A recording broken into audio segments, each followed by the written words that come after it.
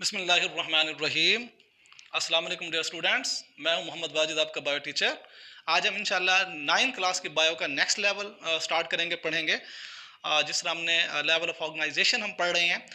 पिछला लेवल हमने पढ़ा था ऑर्गेनरी और सेल लेवल, और उसके जो अगला लेवल है वो है टिश्यू लेवल।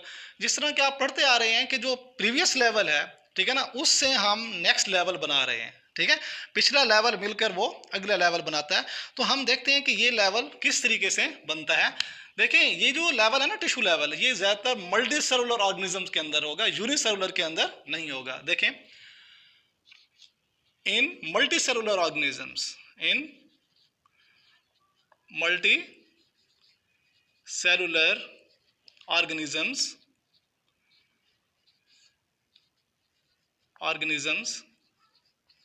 यानी कि मल्टी सेलुलर जो जानदार होंगे। मल्टी सेलुलर जानदार कौन से होते हैं? जो एक से ज्यादा सेल्स पर मुश्तमिल होते हैं। अब यहां पर हम देखें सिमिलर सेल्स। अब ये देखें सिमिलर, अब इसमें जो है ना सिमिलर बात आएगी, यानी कि एक जैसे। पिछले जितने हमने लेवल पढ़े उसमें डिफरेंट बातें की है। डिफरेंट सब एटॉमिक पार्टिकल्स मिलकर एटम बना रहे थे। इसी तरह डिफरेंट जो बायो एलिमेंट्स मिलकर वो बायोमॉलिक्यूल बना रहे थे।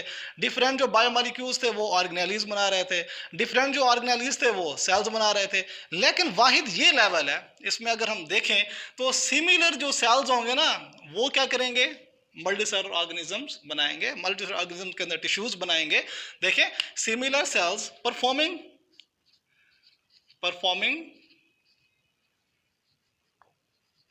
Similar function. कौन सा फंक्शन? सिमिलर।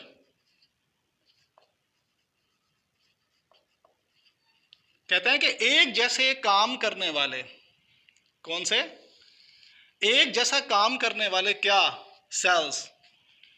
यानी कि सेल्स का इकट्ठ होना चाहिए और सारे सेल्स सिमिलर हों, एक जैसे हों, और उनका काम भी क्या हो? एक जैसा हो, सिमिलर हो। ठीक है ना? कहता है परफॉर्मिंग सिमिलर फंक्शंस। यहां पर हम लिख लेते हैं आर ऑर्गेनाइज्ड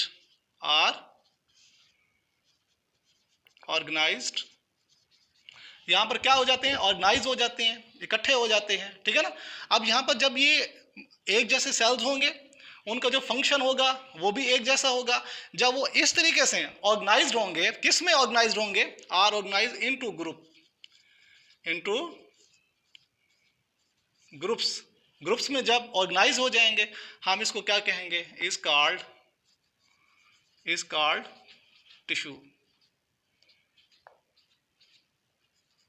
हम इसी को टिश्यू का नाम दे देंगे। तो स्टूडेंट, आपने देखा कि एक जैसे जो सेल्स है और उनका जो फंक्शन है, उनका जो काम है, वो भी एक जैसा है। जब वो एक ग्रुप के अंदर तरतीब पा गए, ग्रुप के अंदर ऑर्गेनाइज्ड हो गए, तो हम उसको क्या नाम दे देते हैं? टिश्यूज का नाम दे देते हैं। किसका नाम दे देते हैं? टिश्यूज का नाम दे देते हैं।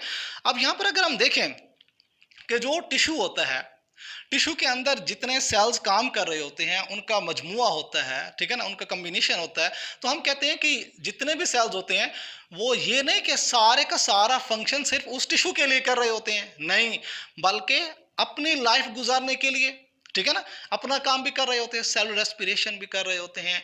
वो क्या कर रहे? प्रोटीन की तैयारी भी कर रहे होते हैं। ठीक है ना? अपने लिए, और अपने लिए काम करने के साथ साथ वो क्या करते हैं? टिश्यूज के लिए भी काम करते हैं। ठीक है ना? तो ये आपको क्लियर हो जाना चाहिए कि टिश्यू कहते किसे हैं। ठीक है? तो मल्टी सेलुलर ऑर्गेनिजम्स के अंदर एक जैसे जो सेल्स होते हैं, एक जैसे काम करने वाले भी हों, जब वो ग्रुप के अंदर तरतीब पाते हैं, ठीक है ना, उसको हम क्या कहते हैं? टिश्यू कहते हैं। टिश्यू के अंदर जो सेल्स होते हैं वो अपनी जिंदगी गुजारने के लिए सेलुलर रेस्पिरेशन भी करते हैं, इसके अलावा प्रोटीन की तैयारी करते हैं, और भी कई फंक्शन करते हैं अपने आप को जिंदा रखने के लिए। ठीक है? और उसके साथ वो टिश्यूज का फंक्शन भी करते होते हैं। तो स्टूडेंट, यहां पर आपने देखा, और उसके बाद अब हम यहाँ पर एग्जाम्पल भी देख लेते हैं। टिश्यूज़ की एग्जाम्पल्स हैं। ये शॉर्ट क्वेश्चन भी आता होता है, उसके अलावा लॉन्ग लिखने के लिए कुछ ज़्यादा लिखना पड़ता है इसको। तो इसमें हम कुछ टिश्यूज़ जो ह्यूमन टिश्यूज़ होते हैं, एनिमल टिश्यूज़ होते हैं, उसकी मैं बात कर लेता हूँ। एग्जाम्पल लिख लेते हैं। एनिमल टिश्यूज़ आपको पता है 4 किस्म के होते हैं। एनिमल टिश्यूज़ कितने तरह के होते हैं? 4 किस्म के। वो मैं चारों आपको यहाँ पर लिख देता हूँ। जिस तरह है कनेक्टिव टिश्यू। कौन सा? कनेक्टिव टिश्यू हो गया। अच्छा, इसके अलावा यहां पर हो गया एपिथेलियल टिश्यू, लिख लें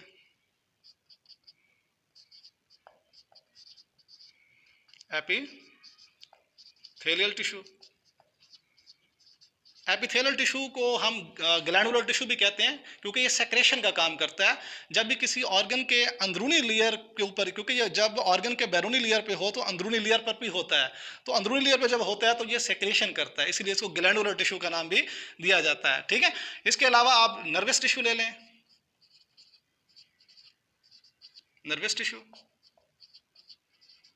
इसके अलावा आप ले सकते हैं मसल टिश्यू,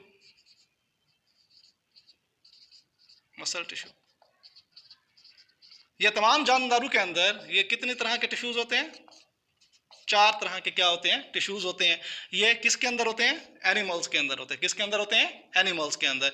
इसी तरह अगर आप प्लांट टिश्यू देखना चाहते हैं, प्लांट टिश्यू, उसके एग्जांपल्स प्लांट टिश्यू, इसमें आप ले लें जाइलम टिश्यू, ले लें जाइलम टिश्यू। इसके अलावा आप फ्लोएम टिश्यू ले लें, phloem tissue. Xylem tissue water की ट्रांसपोर्ट करता है, जबकि जो फ्लोएम टिश्यू होता है वो फूड की ट्रांसपोर्ट करता होता है पौधों के अंदर। स्टूडेंट, आपने देखा कि हमने टिश्यू लेवल के अंदर क्या सीखा, क्या पढ़ा, कि ये मल्टी सेलुलर ऑर्गेनिजम्स के अंदर होता है। टिश्यूज जो होते हैं मल्टी सेलुलर ऑर्गेनिजम्स के अंदर होते हैं, यूनिसेलुलर के अंदर नहीं होते। इसमें सिमिलर सेल्स क्या होते हैं? इकट्ठे कंबाइन होते हैं, कंबाइन हो जाते हैं ग्रुप्स के अंदर, और उनका फंक्शन भी सेम होता है, उसको हम टिश्यूज का नाम देते हैं। टिश्यूज के अंदर क्या होते हैं? जितने भी सेल्स होते हैं वो अपनी लाइफ को गुजारने के लिए सेलुलर रेस्पिरेशन भी करते हैं, प्रोटीन सिंथेसाइज भी करते हैं, इसके अलावा और भी फंक्शंस करते होते हैं। इसके साथ साथ वो किसी टिश्यू का काम भी सरअंजाम दे रहे होते हैं।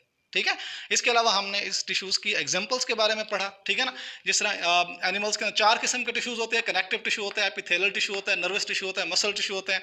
प्लांट टिश्यू के जाइलम टिश्यू, फ्लोएम टिश्यू, इसके अलावा और भी कई टिश्यूज होते हैं प्लांट्स के अंदर। ठीक है ना, तो ये क्वेश्चन लॉन्ग में भी आ सकता है, शॉर्ट में भी आ सकता है। शॉर्ट में आ जाए तो डिफाइन करके एग्जांपल्स दे देना, अगर ये लॉन्ग में आता है तो कुछ डिटेल दे देना, और नेक्स्ट जो ऑर्गन लेवल आ रहा है उसकी भी थोड़ी सी उसमें बता देना कि जब ये मिलते हैं तो फिर क्या बनते हैं? ऑर्गन्स बनते हैं। तो स्टूडेंट, उम्मीद है कि आपको ये टॉपिक समझ आ गया होगा।